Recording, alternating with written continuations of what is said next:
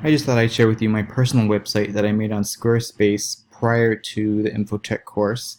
And now that I completed the course, can recognize some concepts that we've covered, and I can recognize them and see them working in the website I've created beforehand.